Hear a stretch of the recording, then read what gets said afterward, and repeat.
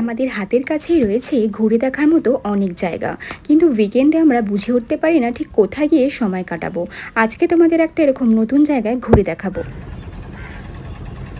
Hello everyone, আজকে আমরা চলে এসেছি একটি নতুন জায়গায়। আজকে আমি দাঁড়িয়ে আছি জাপানিজ ফরেস্টে। তবে এটা কিন্তু জাপানে নয়, এটা রয়েছে আমাদের খুব পরিচিত একটি জায়গায়, ইকো পার্ক। ইকো পার্কের 1 নম্বর গেট থেকে ঢুকে এসে লেফট সাইডে এলে, জিগের পাশ দিয়ে লেফট সাইডে এলে রয়েছে এই জাপানিজ ফরেস্ট। এখানে ঢোকার জন্য আলাদা করে কোনো টিকিট কাটতে হবে না। ইকো পার্কে যে টিকিটটা কেটে তোমরা ঢুকেছিলে সেটা দিয়ে এখানে তোমরা এন্ট্রি নিতে পারবে। চলো এসে দেখা যাক ভেতরে কী রয়েছে। ফরেস্টে ঢোকার মুখেই তোমরা এরকম 4টে লায়ন ডাক দেখতে পারবে, যারা প্রোটেক্টর অফ দ্য মনেস্ট্রি।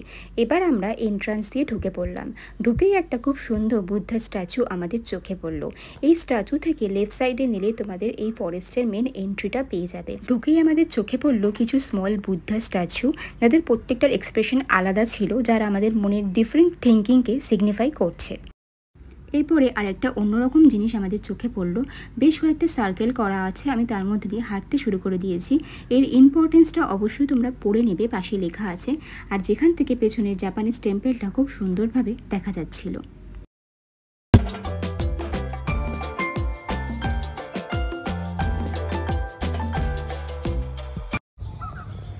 এটা হচ্ছে জিগজ্যাগ বিচ। এই যে পিঙ্ক কালারের বিচটা রয়েছে, এটি জিগজ্যাগ বিচ। তো জাপানিজের মত অনুযায়ী এই ব্রিজের উপর দিয়ে হাঁটলে নাকি মানসিক পিস মেলে। তো আমি এখন এই ব্রিজের উপর দিয়ে হাঁটছি, চলে এসো। খুব সুন্দর একটা অ্যাম্বিয়েন্স এই ব্রিজের উপরে, আর চারিদিকে এত সুন্দর গাছ।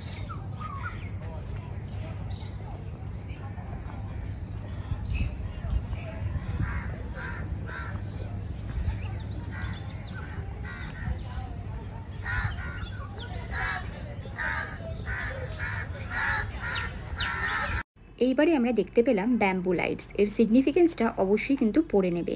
এখানে অনেকগুলো ইয়েলো কালারের বাস তোমরা দেখতে পাচ্ছ, খুব সুন্দরভাবে ডেকোরেট করা, আর ভেতরে কিন্তু লাইট আছে যেটা ইভিনিংয়ে জ্বলবে। দেখতে খুব সুন্দর লাগছিল, মনে হচ্ছে আমরা পুরো বিদেশে এসে গেছি। আমরা যেহেতু ইভিনিং অবধি ছিলাম, ইভিনিংয়ের ভিউটাও তোমাদের সাথে শেয়ার করলাম। এই মোমেন্টটা দারুণ লাগছিল দেখতে। তখন সবে সূর্যাস্ত হচ্ছে আর এই লাইটগুলো জ্বলে উঠেছে, অ্যাম্বিয়েন্সটা ভীষণ সুন্দর হয়ে উঠেছিল। ব্যাম্বু লাইটসের ঠিক পরেই রয়েছে মুন গেট। এই যে সার্কেল শেপের গেটটা দেখতে পাচ্ছ, এটাকেই মুন গেট বলা হয়। এর ভেতর দিয়ে ঢুকে আমরা এগিয়ে গেলাম সামনে আর কি চমক আছে তা দেখার জন্য।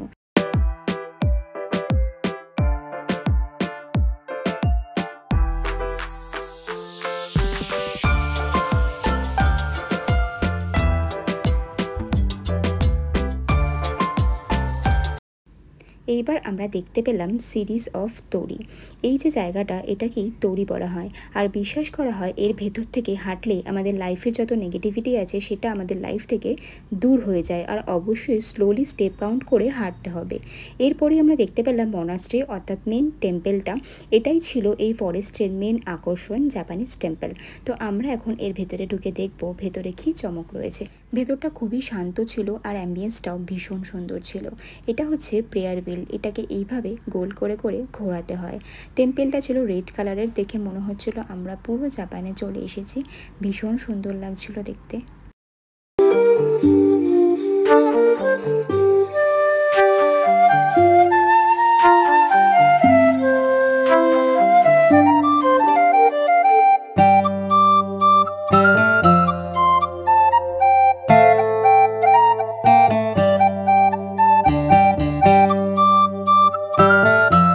হাঁটতে হাঁটতে আমাদের চোখে পড়ল একটি জাপানিজ রেস্টুরেন্ট। এখানে জাপানিজ খাবার দাবার পাওয়া যায়, চাইলে তোমরা এক্সপ্লোর করে দেখতেই পারো। রেস্টুরেন্টের ঠিক পাশেই দেখতে পেলাম ব্যাম্বু চাইন। বাঁশগুলো এভাবে লম্বা করে ঝোলানো ছিল। এর মধ্যে দিয়ে হাঁটলে পজিটিভ এনার্জি ক্রিয়েট হবে। আমিও একটু এর মধ্যে দিয়ে হেঁটে নিলাম, জিনিসটা বেশ ইন্টারেস্টিং লাগছিল আমার কাছে।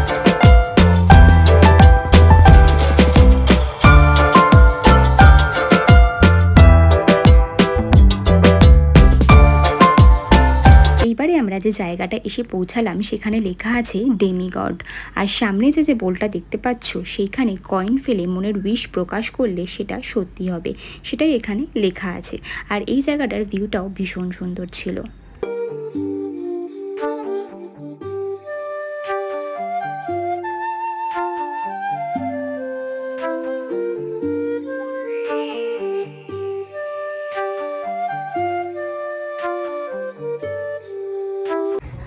আজকের বিকেলটা আমাদের খুব ভালোই কাটলো। আমরা প্রায় 2 ঘন্টা ধরে এই জাপানিজ ফরেস্টটা ঘুরে দেখলাম। কলকাতার কাছাকাছি তোমরা যদি একটা উইকেন্ডের বিকেলে ঘুরে দেখতে চাও তো এটা একটা খুবই ভালো ঘোরার জায়গা। তোমাদের যদি আজকের ভিডিওটা ভালো লেগে থাকে অবশ্যই কমেন্ট করো, লাইক করো, সাবস্ক্রাইব করো আর তোমাদের প্রিয় বন্ধুদের সাথে শেয়ার করো, তাহলে আমাদের খুবই ভালো লাগবে। দেখা হচ্ছে নেক্সট ভিডিওতে। Bye bye.